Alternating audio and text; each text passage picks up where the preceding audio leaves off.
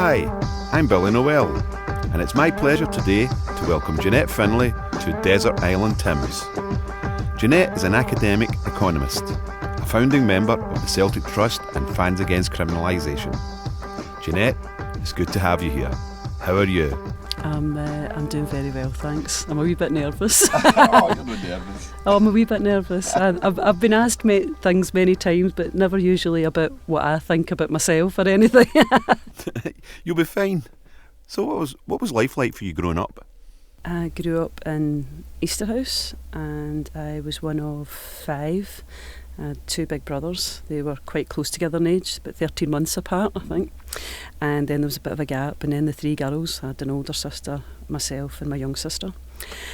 And I suppose we had a pretty normal upbringing for that time. My dad was a rigger and steel erector. Pretty much always worked. There was periods where there was no work to be had. Quite often travelled away to work. So writing letters was a thing in our house. My mum didn't work. She was full-time in the house, and later on had a 2-hour-a-day job as the lady who clicked the dinner tickets in the local primary, which meant you couldn't walk down the street without Wayne shouting at you, "Where's my dinner, woman?" What can I say? I was the 4th out of 5. We lived in a 3 apartment. Seemed completely normal to us at the time. Nobody thought anything about it. I suppose when I think back and I look what my children have now, I suppose we didn't have a huge amount, but we never went without. We were always fed. We were always clothed. Possibly wore my duffel coat maybe 2 years longer than I really should have. But to school. But other than that, it was a pretty normal upbringing for those times. I don't think we stood out. I don't think we even stood out in terms of the size of our family. Certainly 5 was not considered a big family when I was young. You had to really be into 7 and 8 before you started to think, well, that's quite a big family. And if there was only 2 or 3, then there was something wrong. So your first song, what would that be, and why did you pick it? Well, I picked A Certain Smile because this is my dad's song, and my dad sings this at parties. I'm very, very lucky. I still have both my parents, 86 and 87 now, and my dad sings this song, and this is his song, and it will forever always be associated. In fact, so much is it my dad's song that when I was choosing it, I had to actually go and find out who actually recorded it, because as far as I'm concerned, it's my dad's song. So I didn't know it was Johnny Mathis. I had to go and find that out. And this is his song that he sings at parties. How did you end up as an economist? My 2 brothers were apprentices, engineers, and my sister, she left school and was working, and it was put to me by a teacher that I might consider going to university, and I hadn't really considered that before. My mum and dad always encouraged me in education, always said, do your best. No massive pressure. To be honest, never really asked me much about, have you got homework, this or that. She just allowed us to get on with it, but always said, do your best. If you do your best, that's, I'll be proud of you, and that was that. So anyway, a couple of teachers approached me and said, wouldn't you consider going to university? And for the want of anything else to do, I said, oh, well, fine, whatever, And effectively, young people, anybody who's listening to this who's gone to university, and that you fill in all these forms. I know nothing about that because I didn't do any of it. Oh. It was just done and I just signed on the bottom of it. Anyway, so I went to Strathclyde and initially went there thinking that I was going to be an accountant because that's what I had in mind that I would be. I even considered while I was there that I would put those skills to use as a tax inspector. I quite liked the idea of being a tax inspector. I don't know how this is making me sound, but I quite liked the idea of forcing people to pay their taxes. I had this notion that I might have some powers, and I believe, if you work in the VAT side, you do actually have powers. But I had this idea in my head that I would have some powers to go and force people to pay their taxes because I believed that people should pay their taxes, and I've always been a happy taxpayer myself since. I had a brief, not an interview for a job, but the Inland Revenue did this thing where you could come and talk to a serving tax inspector and they would explain all this to you. And he really enthused me for the job. I was really keen to go for it. And what made me not go for that was that I was told that, once you did your first couple of years training, they could just say to you, right, OK, you've now been posted to North Wales, or not that I've got anything against North Wales, I just didn't fancy being sent there at the drop of a hat. So I decided not to go for that. Anyway, so I was doing accountancy in my first year, and of course, like all Scottish degrees, they're very broad-based at the beginning, and then you narrow down as you go through until you choose the subjects that you're going to do for honours. And in the end, I dropped accountancy and I did. I enjoyed economics, and I was also doing industrial relations, so I graduated with a joint degree in economics and industrial relations. Thereafter, I did a master's degree in quantitative economics because I liked that side of it. I quite like numbers. And thereafter, I went off to the London Business School, and I was 3 years there, allegedly studying for a PhD, but in fact spending my time almost as a full-timer for the Hackney Miners Support Committee.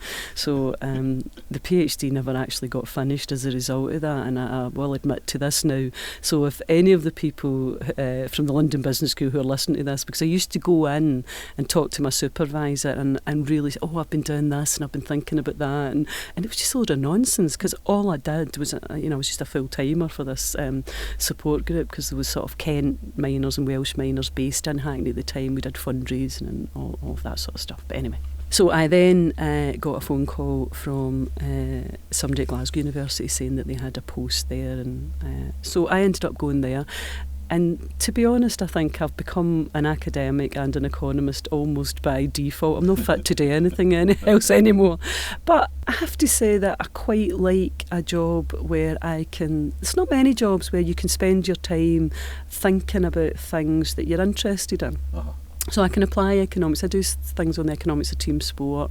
I do quite a lot of work for trade unions, local authorities, on issues that I think, they're small things, but they might, I'm never going to be a Nobel Prize winner, but I might actually have made a difference to somebody in terms of a pay claim or in something like that. So I think I'm happy with that. I can live with that. Your second song?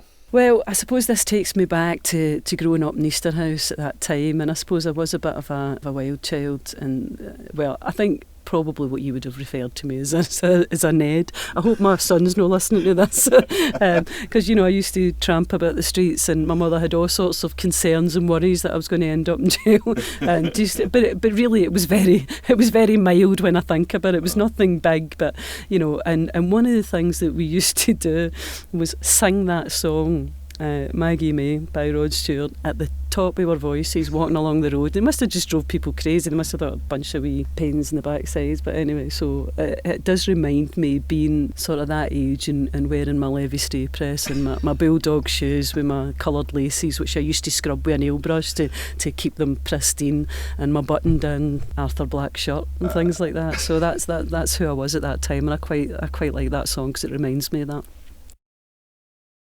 That was Maggie May by Rod Stewart. Who are your influences and heroes?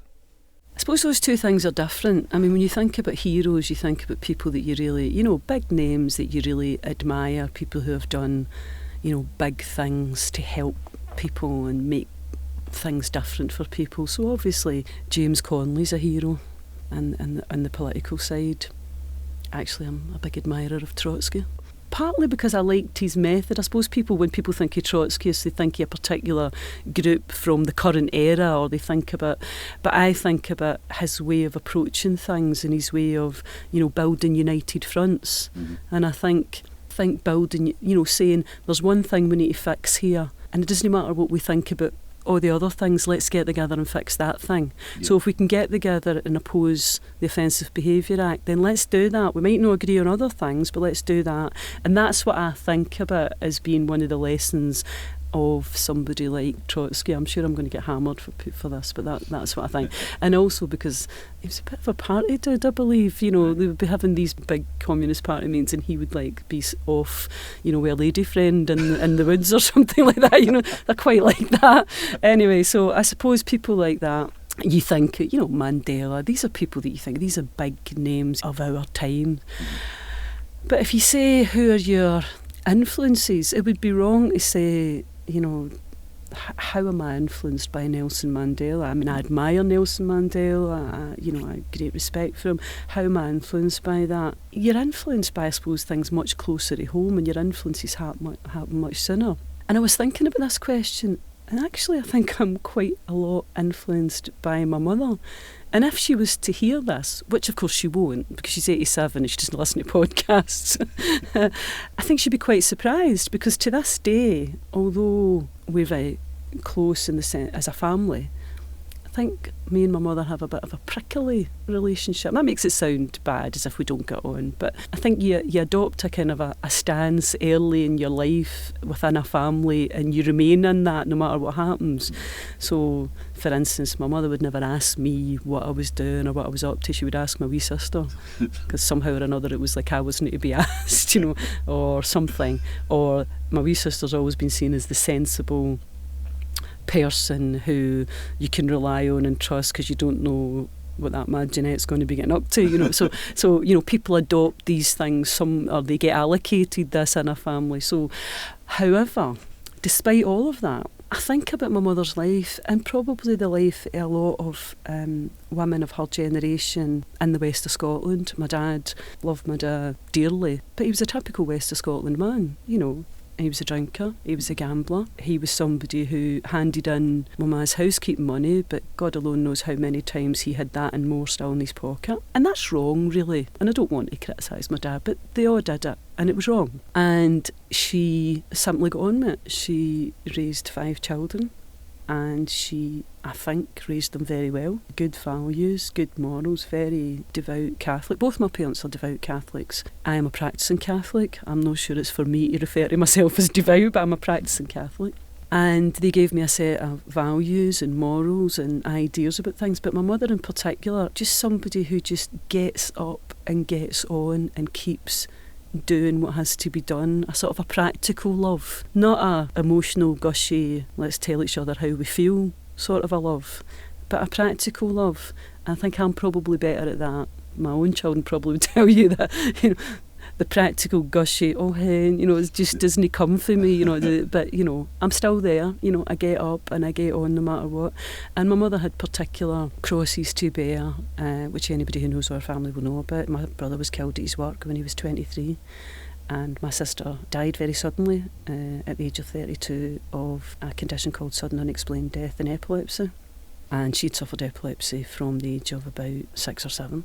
Really very severe. So she lost 2 out of 3 children. That hit everybody and has changed everything. But she got up every day and got on and sent us to school and did what she had to do and just got on, and her faith allowed her to do that. I would like to think that I've taken some of that from my mother. So I think I'm surprising myself here to say that one of my big influences was my mother. I'm actually surprising myself saying that, but I think it's true. Your third song? This song I have picked because we were always a great family for singing in the house, singing at parties. Singing is just a thing that happens all of the time. I'm not suggesting that we're great singers, although some of us are pretty good, but we've always been like, so my mother would, as she was going about her housework or whatever, would be singing all sorts of songs, hymns, different things.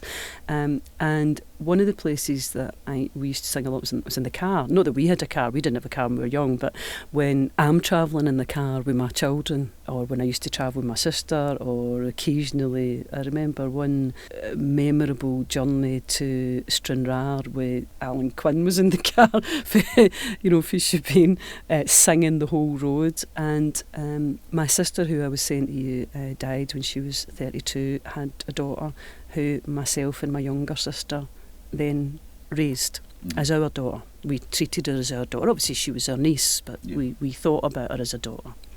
And she herself died when she was 17 of the same condition as her mother.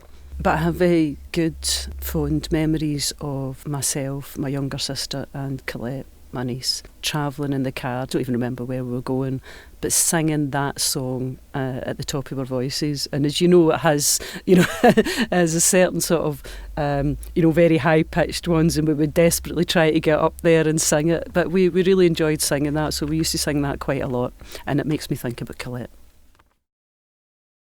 Fairground attraction and perfect. What's your earliest memories of going to Celtic Park? Well, I didn't actually go to Celtic Park until I was an adult because, as I said, I had 2 brothers and 2 sisters, and my dad never took the lasses to Celtic Park. I have very early memories of Celtic. The earliest must be, and to be honest, I think this isn't really so much my memory as my mother's memory. You know the hymn, I think it's Hail Queen of Heaven, and there's a line in it, woe to the serpent and rescue to man. Well, apparently when I was about 3 or 4, she was singing this in the house, and I came marching through, hands on hips, and said, did you just sing woe to the Celtic? So anybody who knows me will have heard me recounting the fact that I made my first confession on the Friday, I made my Holy Communion on the Saturday, I made my confirmation on the Wednesday, Celtic won the European Cup on the Thursday, and I turned 7 on the following Monday. So that was a pretty good week, which sticks in my memory. And what happened the night that we played in Lisbon was my dad and my brothers were watching it on television, and I had money. And you never had money, but I had money because I'd made my Holy Communion the week before. So me and my pal at the time, Katrina McCall, I remember her name was, she emigrated to Canada. And we had money, so we went to the van and we had bought loads of sweets, because you never got that. We didn't get that when we were young, and we'd bought ice cream. But at some point, I thought I need to go to the toilet, so I'd gone back to the house, and I went in, and as I walked in the door, Celtic scored, and I don't remember that. Nobody's told me which one it was, but it was then grabbed, and my brothers were waving me about, and nobody would let me leave the house, and I'm going, my ice cream's melting, my ice cream's melting. So there's that story. But I didn't actually go to Celtic Park until after I'd been studying in England, and I came back in 87, and almost immediately I started going to games with a friend of mine from Belfast, a girl called Anna Neal, and her sister was married into a family, and they're cousins with the Kellys for halfway, and there was a big crowd of them and their pals. So we ended up, we used to all stand in the Celtic end, and we called ourselves the Cadbury's number 1 CSC, because everybody had to bring, you know, those wee Cadbury's fudges, so we used to bring them, and I travelled with them. Just in cars to away games, and then obviously met up at home games for years. So that's basically how my attending Celtic. You know, I've been a season ticket holder ever since. So that was my story of how I got there in the end. Your 4th song. This song reminds me of when I was a student in London, allegedly a PhD student, and as I've pointed out, not really. And I shared a flat with someone who's still one of my closest friends, a girl from Bolton, and she used to conduct what she called front room discos. So it didn't matter what was happening or what day of the week it was or anything, you know, we would whack the tunes on and we would all be dancing in the living room. And this is a Northern Soul tune. I'm not a big follower of Northern Soul, but I do like this song, and it reminds me of dancing about in the top flat of a multi-storey in Hackney in my 20s and just having a rare old time. That was A Snake by Al Wilson. Right, what irritates you? Oh, how much time have you got? I take it that you mean by irritate you things that are relatively minor rather than things that make me angry. So I'll talk about the things that irritate me. I can't bear to sit in a room where the curtains are closed and there's a gap in it. I can't bear the overuse of Americanisms. Right. When the Waynes come to my door at New Year and say trick or treat, I just say I'm not an American and I won't give them anything until they sing a song or tell me a joke, in which case I'll give them something. But I can't abide on like sleepovers and all that nonsense. Like you're getting to stay with your pal, or what's the other one? What's the one where you're kept in? You're snubbed. What is it people call that? Oh, grounded. Yeah, grounded. I just don't have that. They get snubbed or they get kept in, but they do not get grounded. So I hate all of that. Don't like people chewing in front of me. I think that's horrible. Littering, no, that actually comes down to it's more serious. Littering is serious, right? I'm very funny with words.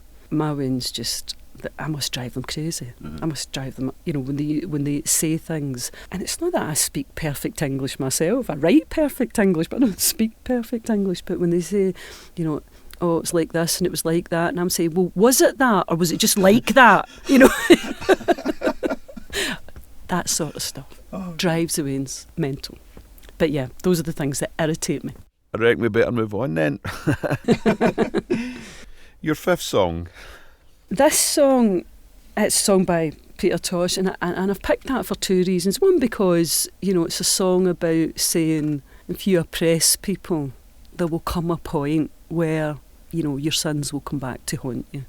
And it's not that I'm seeking vengeance, but I think in the end we all have to pay for what we do. And, if we treat people badly, that will come back to us in some way, either in this life or the next. And that may just be by feeling bad about the fact that you did that. That may be the way in which that comes back. So I like the idea that people have to understand that if you treat people badly or you behave badly, there is a reckoning in the end. And the other reason I like this song is because, again, I suppose I'm harking back to my days in Hackney. At that time, nobody had mobile phones, and we certainly didn't have a phone in the flat that we were staying in. One of the flats that I lived in was a series of holiday lets, I suppose you called them. They were short-term tenancies. And I used to go and phone home. I used to go around the corner, there was a phone box. But I hadn't realised this, and it sat right outside a fruit and veg shop. And I also hadn't noticed that none of this fruit and veg looked as if you would ever buy it. It looked pretty minging, to be honest. And there was all these Rastafarian guys all standing about this phone box. And it seemed that this phone box was actually their business phone, to be quite honest. And I hadn't realised this. So what happened was the first few times I went in, I would go to walk in the box and they would sort of put their hand up and stop me getting in, and they would take their call and then they would let me go in. And after a wee while they realised that I was just a daft Glaswegian lassie who wanted to phone her mammy, and they just let me come and use the phone box, which they had sort of commandeered. And I suppose, that was the kind of music that might have been pumping out of the fruit and veg shop, or which was, I think, a cover for something else. But anyway, so the fruit and veg shop was pumping it, Peter Tosh and Bob Marley and stuff. So I like this song for both those reasons. That was Downpresser Man by Peter Tosh. Right, Jeanette, how do you relax? I suppose I relax the same way as most people do. I read quite a lot. Obviously I'm somebody who reads for work, but I like to read other things as well, novels. I listen to music. I walk the dog. I don't know whether I can say going to Celtic is relaxing. I would quite like it to reach a point where going to Celtic is just about going to the football. I mean, my man quite often talk about that. Wouldn't it be nice if one day we just go to the football and it's like a leisure activity, and it's not about campaigning about anything, and it's not about any of those kinds of things. But one of the things that I do, not as often as I'd like to, is that we set up the Celtic chorus, which is meant to be a purely relaxing, good fun sort of a thing to do, which is just people getting together in a hall every couple of weeks and singing Celtic songs and trying to remember all the old ones and getting the words of some of the old ones so we don't lose them, and just enjoying singing them. And it's no, I was very worried when I suggested this idea, because I was worried in case people would think I was getting into the songs debate, and that most certainly wasn't what it was meant to be about. And I haven't been able to go to every session, but the times when I've been able to go, I've really enjoyed that. So just normal kinds of things. Your sixth song. This song is a Nina Simone song. I've seen Nina Simone perform towards, she was obviously quite old by the time I saw her, and probably past her best in terms of her voice, but an incredible presence and an incredible body of work behind her. And this song, it's almost disturbing, because what it is about lynchings and deep south in America, strange fruit hanging from a tree, and it's a very sort of haunting, quite but a lovely song, but makes you think about the horror of what people are prepared to do to other human beings just because they're different. I think we probably need to keep that in mind. It's not to say that lynchings will happen, in that same way or even in that same place, but we don't have to look anywhere near as far back as that to see the kinds of things that people will do to other people because they're different. Because they're a different sexuality or a different colour or a different religion or a different whatever. So we need to always remember that, and song is as good a way to keep these things in memory as any other. That was Strange Fruit by Nina Simone. Right, what does the future hold for you? Again, to quote my mother, we can all be dead and buried in 3 days, so who knows what the future holds.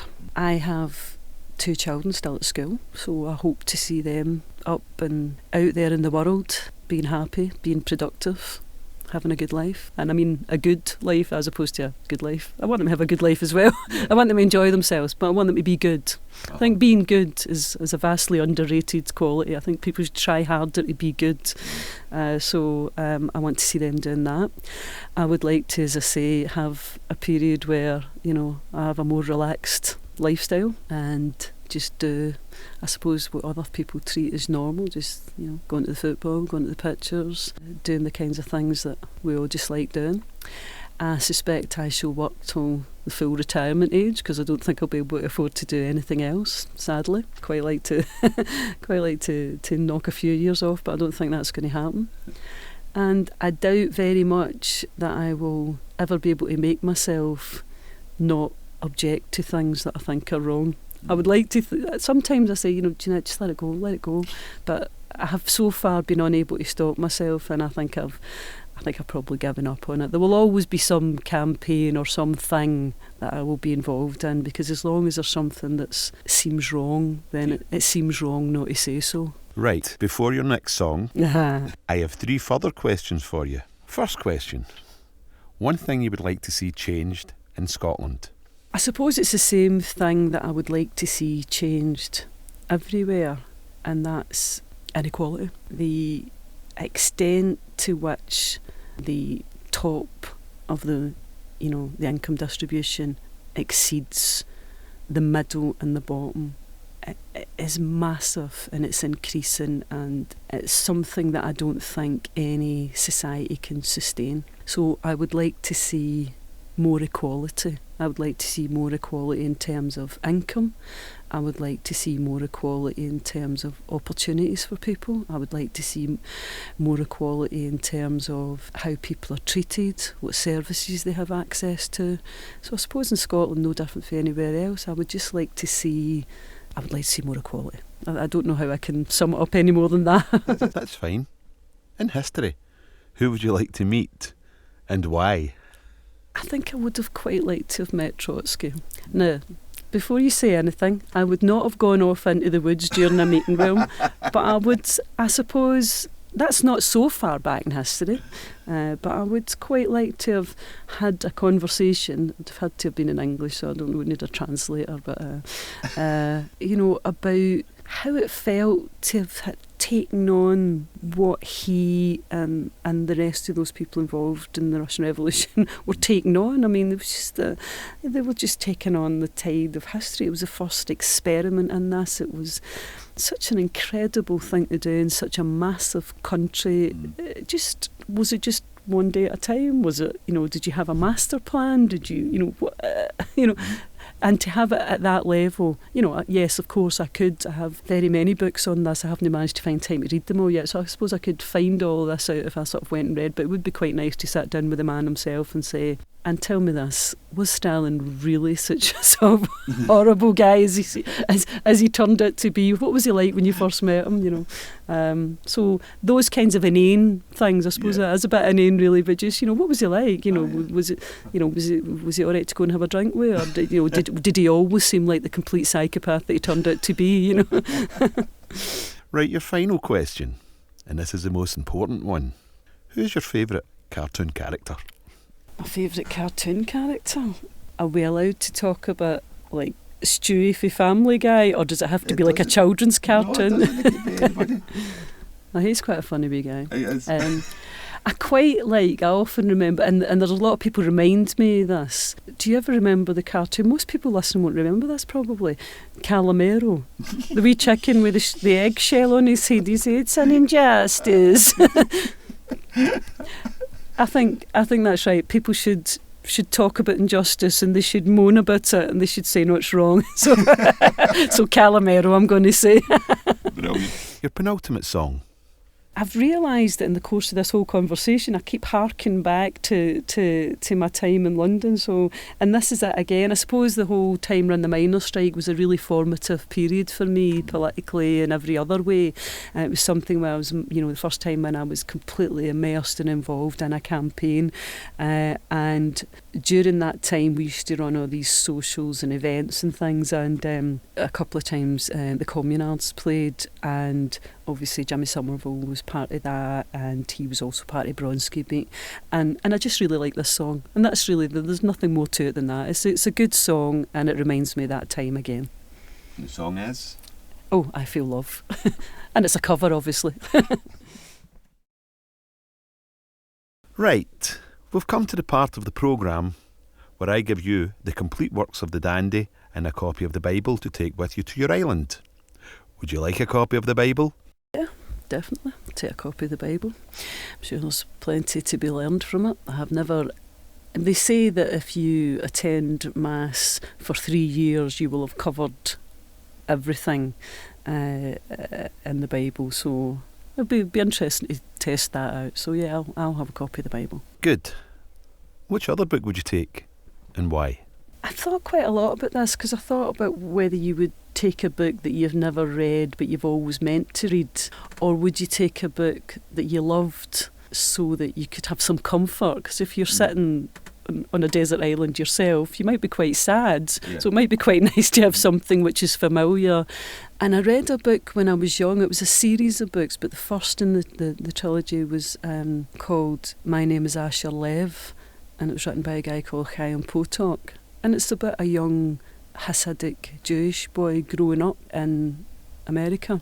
And that whole culture, where I lived in London, there was Hasidic Jews. I'm very interested in that culture, and they're party people as well. Yeah. They like a good old party. Maybe I'm just attracted to people who like a good old sing-song or whatever.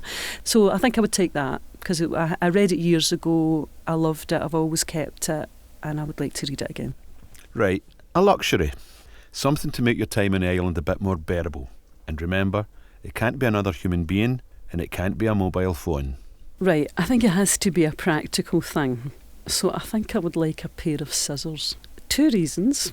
One, if I had a pair of scissors, then presumably if I catch fish I could gut them.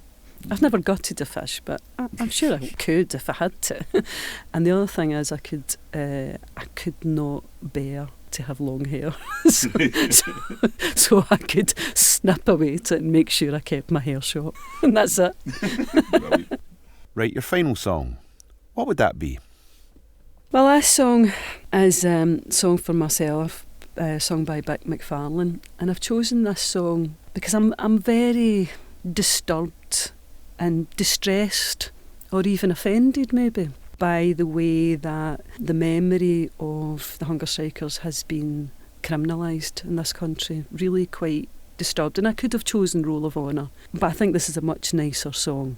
And actually, the question arises, if you were to sing this song in the context of a regulated football match in Scotland or elsewhere, would that breach the Offensive Behaviour Act? It really is a question as to whether it would or not. I don't imagine the people that I would like to speak to are going to be listening to your podcast, but in the off chance that they are, can I say to them how utterly offended I am by the idea that you would try to sectarianise or criminalise a song which is just people remembering with respect, with honour, with love, people who laid their life on the line. That you don't have to agree with what they laid their life on the line for, but you cannot deny the bravery that's involved in that.